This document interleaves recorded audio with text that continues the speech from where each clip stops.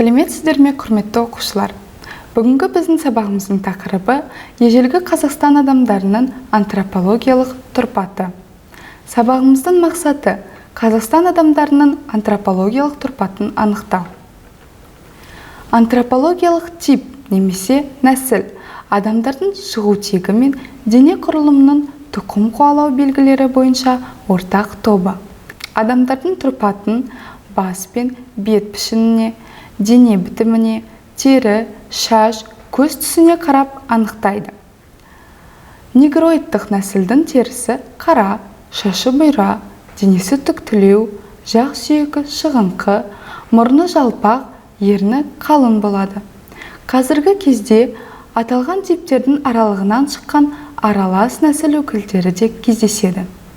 Антропологиялық зерттеулер адамдардың шығу тегін тұрпатын анықтауға мүмкіндік береді. Ғалымдар бас, қаңқа сүйектерін зерттей отырып, ежелгі адамдардың тұрпатын ажыратып, тарихи байланыстарды дәлелдейді. Қола дәуірі тұрғындарының тұрпаттық ерекшеліктері Алексеевка, Ойжайлау, Зевакино қорымдарынан табылған бас сүйектерді зерттеу нәтижесінде анықталған.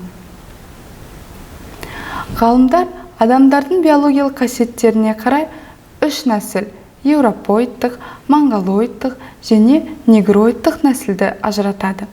Еуропоидтық нәсілдің белгілері: денесі түкті, көздері үлкен, беттері сопақша, қыр мұрынды, ерні жұқа болып келеді. Ал монголоидтық нәсіл терісі қоңырқай, сары түсті, қатты шашты, денесінің түгі аз, қысыңқы көзді, жалпақ бетті, қалың қабақты, қалыңдау ернімен ерекшеленеді. Ерте темір дәуірінің тұрғындары сақтардың антропологиялық тұрпаты Андронов мәдениеті өкілдеріне ұқсас деп айтады. Сақтардың бас сүйегі шағын, беті жалпақ, маңдайы тайқы, көз ұяқысы шығыңқы болды. Жалпы, сақтарға еуропоидтық антропологиялық типі тән болған. Сақтарда монголоидтық белгілер пайда бола бастады. Үйсіндердің бас сүйегі орташа, маңдайы тайқы, бет сүйегі мен кеңсірігі шығыңқы, қабағы дөңес, мұрны орташа болды. Бұл белгілер сақтарға қарағанда үйсіндерде монголоидтық белгілердің көп таралғанын көрсетеді. Әсіресе әйел адамдарда монголоидтық белгілер анық байқалады.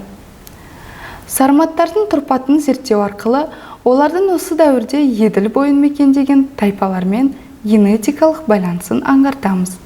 Кейбір сарматтардың бас сүйектері тұрпаты жағынан үйсіндерге ұқсайтыны да байқалады.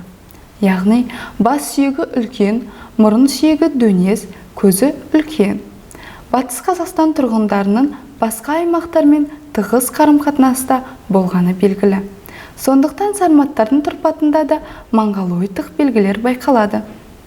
Монголоидтық белгілер Қазақстан аумағына ғұндардың Алтайдан қоныс аударуымен күшейе түсті. Ендеше, бүгінгі алған мәліметімізді бекіту үшін келесі тапсырмаларды орындайық. Бірінші тапсырма: әр нәсілдің түр сипатын сипаттаңыздар. Жарайсыздар оқушылар. Келесі тапсырма: кестені толтыру. Өте жақсы.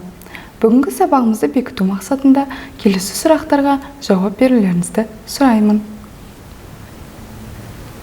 Жарайсыздар оқушылар.